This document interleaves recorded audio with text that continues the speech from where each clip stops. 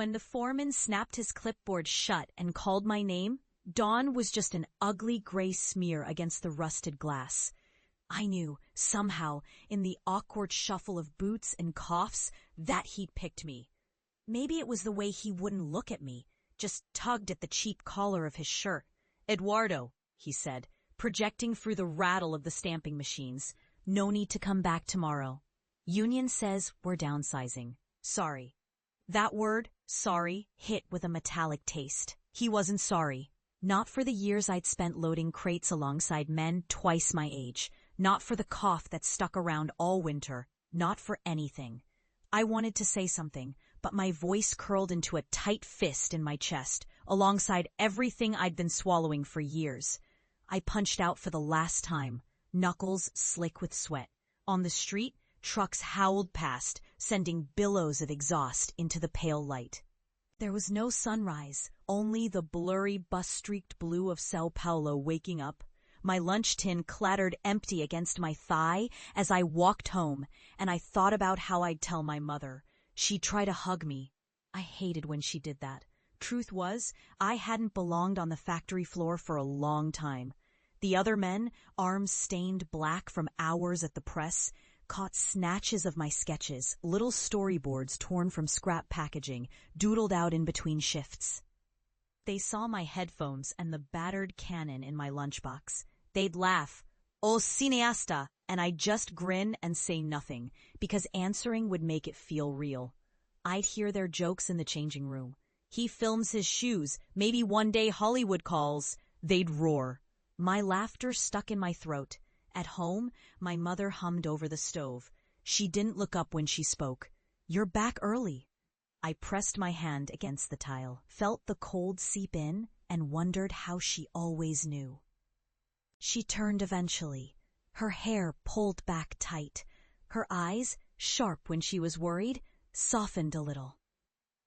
"What happened?" I told her. Her lips set into a line.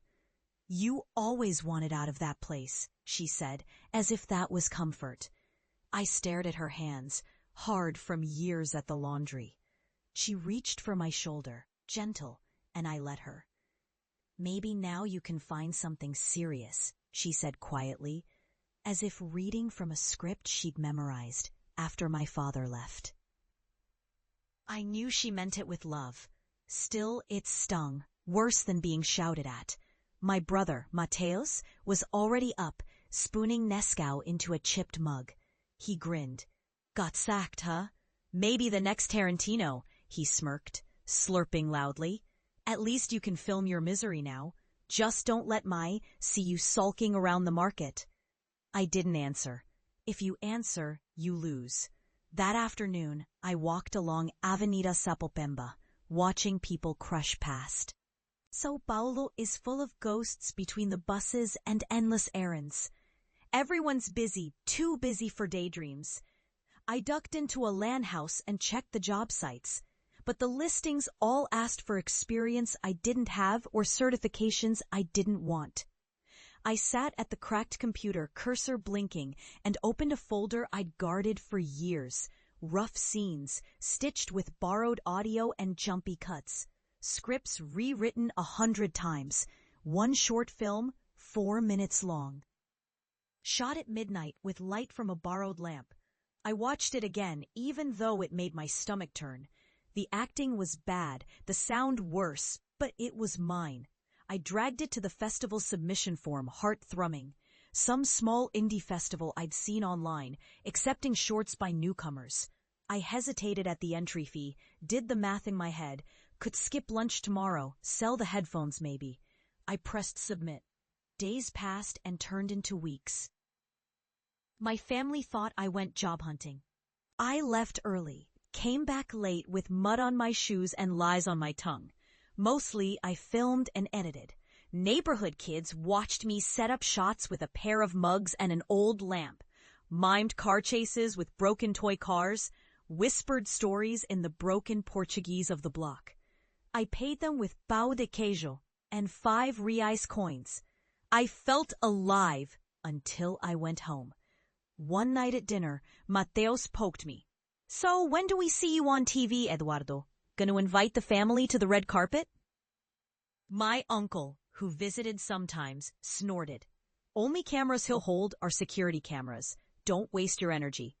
Even my mother, gently, asked, "You're not still filming, are you, meu filho?" I set my jaw.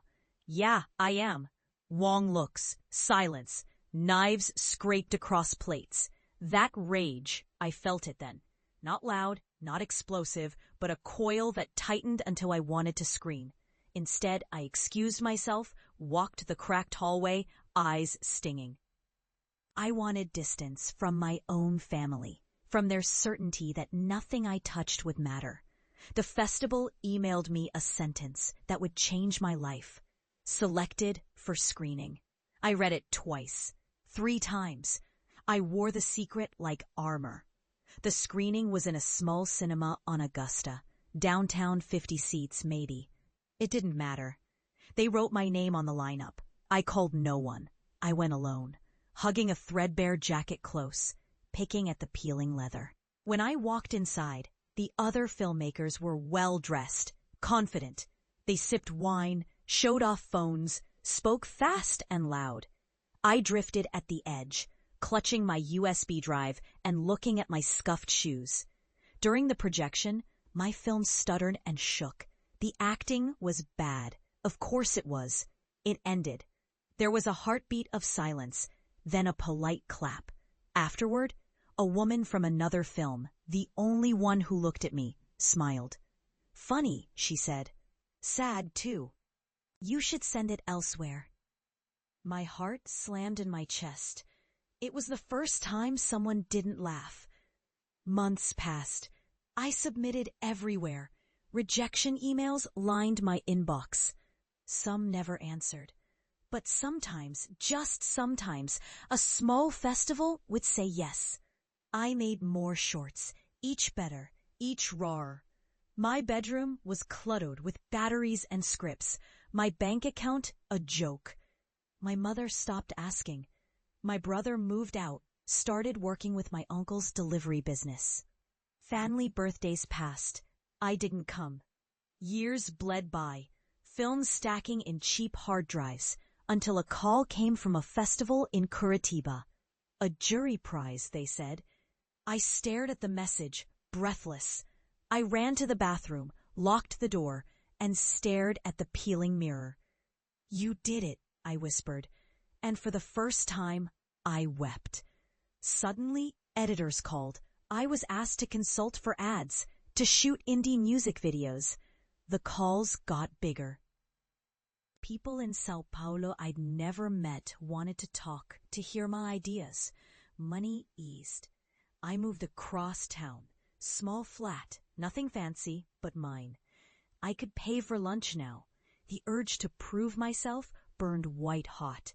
I didn't go back to Sapopemba. I told myself I didn't need to. But the city has its own gravity. News drifted back through cousins. My mother's hair getting grayer. My brother struggling with loan payments. My uncle sick, sometimes. The old women in the building remembered me. Always asked when I'd visit. I found myself staring at those emails, remembering the night I whispered my dream at the kitchen table and felt nothing but scorn. It was another dawn, years later, when my phone shivered on the bedside table. An email. This one was different, bigger than any others. My latest film, shot on a shoestring, pieced together in darkness, sometimes so deep I thought I'd drown in it, was invited to the São Paulo International Film Festival. The one every filmmaker here dreams of. I didn't call home, not at first. But the city, restless, woke something in me. Days before the premiere, I boarded the metro and rode east as if under a spell. Sapopemba, my old station, hadn't changed. Graffiti, cigarette smoke curled in stairwells, the sticky smell of sugarcane juice. I walked the broken streets, hands in pockets, head low. My family's apartment was smaller than I remembered. My mother answered, hair thinner, but her eyes fierce as ever. She blinked, then pressed her palm to her mouth. "Meu Deus, Eduardo!" Inside, Mateos was at the table sorting bills. He looked up and it took him a second. He tried to smile, then just stared.